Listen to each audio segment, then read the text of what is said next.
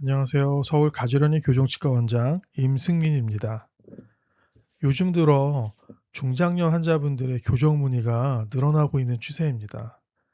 이런 나이가 좀 드신 환자분들은 상담받으러 오셨을 때 맨 먼저 하시는 말씀이 내가 잇몸이 좋지 않은데, 내가 잇몸뼈가 좋지 않은데 교정이 가능한지를 문의하시는 경우가 많은데요. 간단한 배열의 문제가 아닌 제대로 된 어떤 무턱 돌출입 교정도 과연 중장년 환자분들도 가능한지 이번 케이스를 보면서 말씀드리려고 합니다. 아무래도 나이가 있는 중장년층 경우에는 장치가 보이는 협식 교정은 꺼려하시는 경우가 많습니다.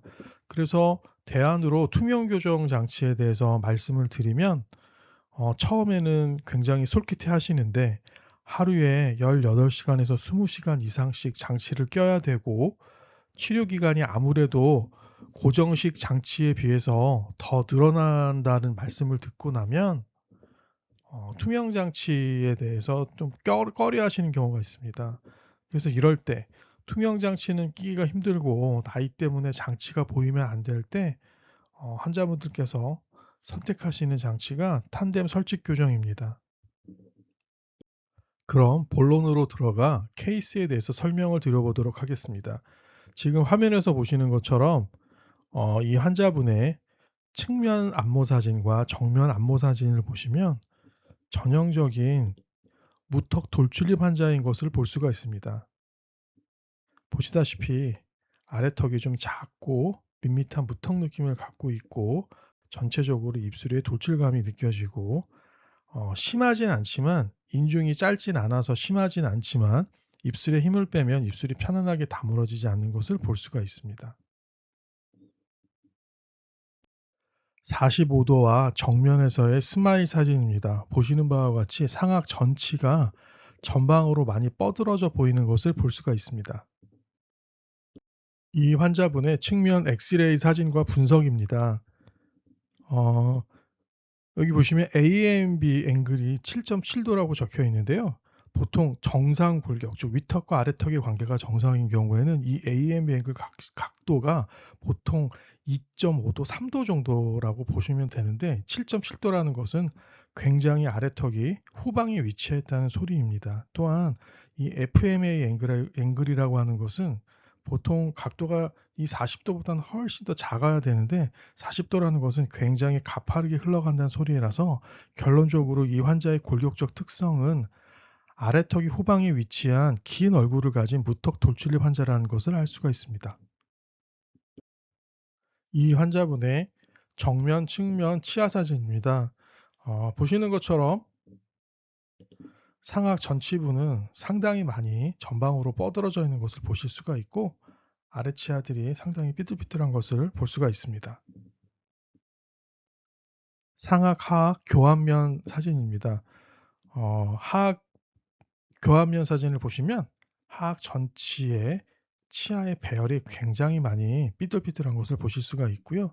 상악의 경우에는 작은 어금니가 원래 두 개가 있어야 되는데, 이쪽 보시면은 오른쪽은 작은 어금니가 하나밖에 보이지가 않습니다. 그 이유를 여쭤봤더니 예전에 작은 어금니를 하나 발치를 하고 그냥 임플란트나 브릿지를 하지 않고 두셔가지고 지금 이렇게 앞뒤로 공간들이 막 남아 있는 상태입니다. 이 환자분의 파노라마 사진입니다. 이 환자분의 경우에는 사실은 무턱 돌출입 케이스만 가지고도 이렇게 쉬운 케이스는 아니었는데요. 거기에 더불어 두 가지 더 굉장히 좀 유의하면서 되게 조심조심하면서 치료를 해야 되는 이유가 있었는데, 첫 번째는 이분의 하악 과두가 굉장히 약한 상태였습니다. 즉 무슨 소리냐면, 요 환자분의 요 하악 과두라고 하는 위턱과 맞닿는 요 하악 과두의 형태를 보면 굉장히 이렇게 판판해 있는 상태인 것을 볼 수가 있는데요. 이 하악 과두가 요렇게 판판하게 되어 있는 경우가 이 턱 관절이 굉장히 약한 분들이 많습니다. 원래 정상 하악 과두는 이렇게 동글동글하게 생겨야 되는데, 이렇게 요 선택되는 부분이 닳아져서 판판해졌다는 소리는 굉장히 턱 관절이 약하기 때문에 치료를 할 때 제대로 컨트롤하지 못하면 아래턱이 더 후방으로 돌아가면서 얼굴이 더 길어지는 성향을 띠게 될 수 있기 때문에 굉장히 조심해야 되는 케이스이고요. 두 번째로 이 환자분의 경우에는 치조골이 굉장히 수직적으로 내려가서 즉 잇몸뼈가 많이 주저앉아 가지고 굉장히 잇몸뼈가 좋지 않은 환자분이셨습니다. 원래도 중년 정도의 나이를 갖고 계신 분이셨는데 보통의 중년분들에 비해서도 더 잇몸뼈가 좋지 않으셨거든요. 그래서 보시면은 원래 정상 잇몸뼈 높이가 이 정도쯤이라고 한다면 이 환자분의 경우에는 잇몸뼈의 높이가 이 정도로 상당히 많이 내려가 있는 상태셨습니다. 위의 치아도 마찬가지라서 위의 치아의 잇몸뼈 높이가 이런 식으로 굉장히 많이 내려가 있어 가지고 이런 경우에는 특히 발치를 하고 발치 공간을 메꿔야 되는 경우에 잇몸뼈가 낮아지면 낮아질수록 치아들의 쓰러짐이 굉장히 심해지기 때문에 역시 이 경우에도 굉장히 주의를 요하면서 치료를 해야 되는 상황이었습니다. 이 환자분의 프라블럼 리스트, 즉 문제점들을 정리한 건 항목인데요. 저희가 유의해서 봐야 될 것은 좀 전에 말씀드렸던 것처럼 잇몸뼈가 많이 내려가 있는 환자분이시다. 두 번째, 위의 치아가 상당히 많이 뻗어져서 앞니 길이의 차이가 상당히 심한 상태였다. 아래 치아의 삐뚤함이 굉장히 심하다. 였습니다. 이 환자분의 경우에 아까 말씀드린 것처럼 잇몸뼈가 많이 내려간 분이라고 말씀드렸는데요. 잇몸뼈가 많이 내려가게 되면 발치 공간으로 앞니들을 당기게 될 때 치아가 이 화면에서 이 사진에서 보시는 것처럼 잘 쓰러지는 이런 일들이 생깁니다. 그래서 이렇게 앞니들이 자꾸 쓰러지게 되면은 당연히 정상 맞물림을 맞추기가 힘들고 정상 교함을 맞추기가 힘들게 되기 때문에 잇몸뼈가 많이 내려간 환자분들의 경우에는 이러한 버티컬 보잉 이펙트라고 하는 이런 현상이 일어나지 않도록 세심한 노력을 기울여야 됩니다. 그래서 이러한 버티컬 보잉 이펙트라고 하는 잇몸뼈가 많이 좋지 않은 환자분들에 있어서 이러한 부작용을 방지하는 방법은 어, 보통의 어떤 좋은 잇몸뼈를 갖고 있는 환자분들에 비해서 교정력을 굉장히 약하게 주어야 합니다. 즉 정상 교정력을 주게 되면 치아들이 자꾸 쓰러지게 되니까 훨씬 더 약한 힘을 줘야 되고요. 그 다음에 치아에 힘을 가할 때 잡아주고 있는 잇몸뼈가 적으니까 힘을 가하는 위치가 치근에 가깝게 뿌리 쪽에 가깝게 힘을 가해야만 덜 쓰러지게 됩니다.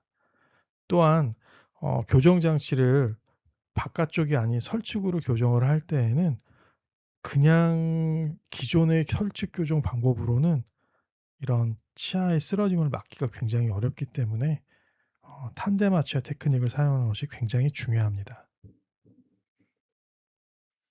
제가 다른 케이스에서도 몇 번 말씀드린 적이 있지만 기존의 그냥 설축 교정의 단점은 아무래도 앞니의 3차원적인 조절이 좀 어렵고 그로 인해 치료 결과가 좀 떨어질 경우가 많고 역시 또 이런 치료 결과가 떨어진 것을 커버하기 위해서 자꾸 더 조절을 많이 하다 보니 치료 기간이 더 오래 걸리는 경우가 많았습니다. 기존의 설치 교정의 단점을 극복하기 위해서 탄뎀 설치 교정이라는 방법을 고안을 하였고 이 방법을 2013년 미국 임상교정 저널인 제이슈어에 발표를 하였습니다. 이 환자분의 치료 계획을 간략하게 설명을 드리자면 어, 오른쪽 위의 경우에는 벌써 작은 어금니가 하나 결손이 되어 있는 상태였기 때문에 나머지 세 군데의 작은 어금니들을 발치를 하는 것으로 결정을 하였고 네, 이 환자의 경우에는 잇몸뼈가 굉장히 주저앉은 안 좋은 상태였기 때문에 아까 말씀드린 치근에 가까이 힘을 주기 위해서 로우훅을 사용하고 위의 앞니 뻗어짐을 100% 잡기 위해서 미니스크루를 사용하기로 계획을 하였습니다. 치료 2개월 교환면 사진입니다. 보시다시피 나머지 세 군데의 작은 어금니를 발치를 하고 배열을 하고 있는 중입니다. 보통 교정 치료의 순서는 돌출입 교정, 발치 교정의 경우에 첫 번째 단계로는 얼라이닝 레벨링이라고 치아의 배열과 높낮이 맞추는 작업을 하게 됩니다. 그 이후에는 이제 공간을 메꾸면서 앞니를 후방으로 집어넣는 스페이스 클로징 단계를 거치게 되고, 그 이후에 마무리 단계인 피니싱 스테이지, 이렇게 세 단계로 보통 나눠서 하는데요. 지금 이 단계는 얼라이닝 레벨링 단계인 배열을 하고 있는 단계라고 보시면 될 것 같습니다. 치료 4개월의 치아 사진인데요. 보시는 바와 같이 상악의 경우에는 배열의 정리가 다 되었기 때문에 지금 이렇게 두 군데에 미니스크류를 식립을 하고 뻗어지고 튀어나온 상악 전치를, 위에 앞니를 후방으로 집어넣는 작업을 시작을 하였습니다. 앞서 설명드린 앞니의 쓰러짐을 막기 위해서 보시는 것처럼 앞니에는 와이어가 두 가닥에 들어가 있는 탄덴 아치 와이어 테크닉을 사용을 하였고, 또한 롱훅, 좀 긴 훅을 치근 방향으로 달아서 힘의 작용점이 치아의 머리가 아닌 치아의 뿌리 쪽에 가깝게 힘을 주고 있습니다. 어, 측면 엑스레이 사진을 확대해서 보여드리는 것인데요. 이 보시는 것처럼 미니스크류를 식립을 하고 훅을 길게 내려서 힘의 작용점이 치아 부분이 아닌 뿌리 부분에 가깝게 힘의 작용점을 조절을 해서 당기게 되면 앞니의 쓰러짐을 예방할 수가 있고, 이 경우에는 부가적인 이야기지만 이런 식으로 약간 높낮이 차이를 주고 당기게 되면 위에 어금니들이 약간 함유이 되는 힘을 받게 되기 때문에 얼굴이 길어지는 것을 좀 막기 위해서 이런 식으로 메케니컬하게 세팅을 하고 앞니를 당겼습니다. 치료 11개월 사진입니다. 보시는 바와 같이 발치 공간이 상당히 많이 폐쇄된 것을 보실 수가 있고, 하악의 경우에도 배열 정리를 다 끝내고 발치 공간을 이용해서 하악 전치, 즉 아래 앞니들도 후방으로 견인하고 있는 사진입니다.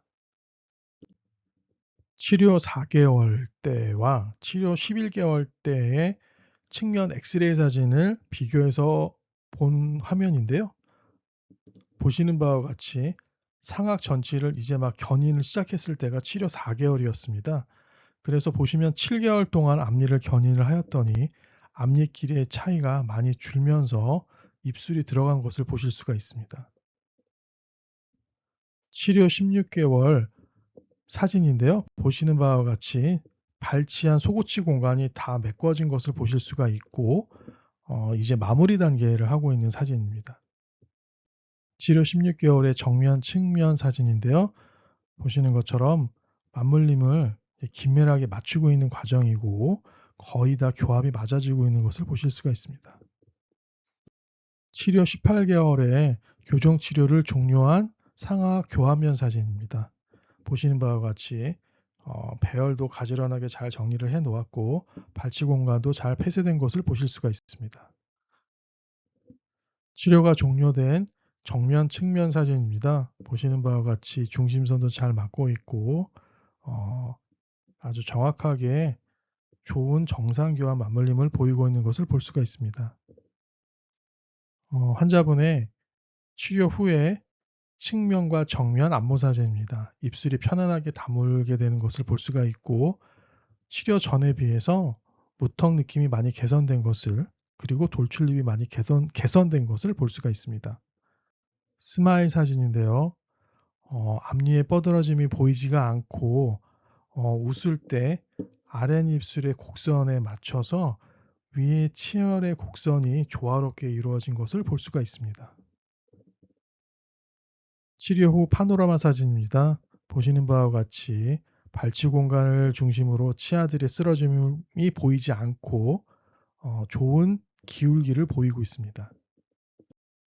치료 전후의 정면, 측면 치아 사진인데요.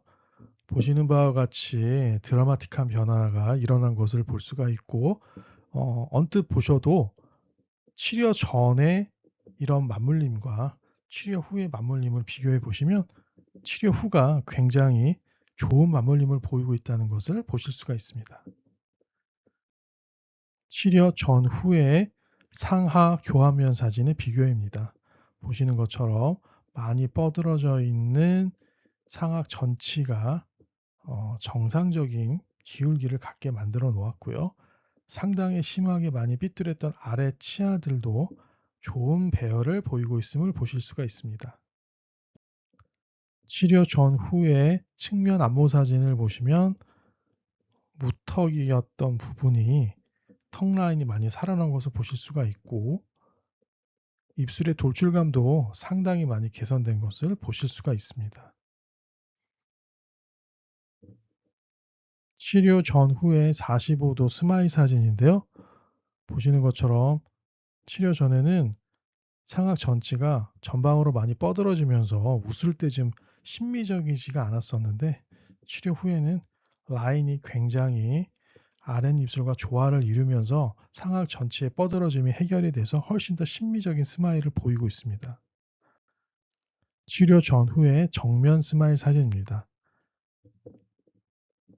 상악 전치의 전체적인 스마일 라인이 하순과 조화가 이루어지지 않았었는데 상당히 좋은 조화를 이루고 있는 것을 볼 수가 있습니다. 치료 전후의 측면 엑스레이 사진인데요. 보시는 것처럼 상악 전치의 이 오버젯이라고 하는 큰 차이가 치료 후에 정상 오버젯으로 정상 차이를 보이고 있는 것을 볼 수가 있습니다.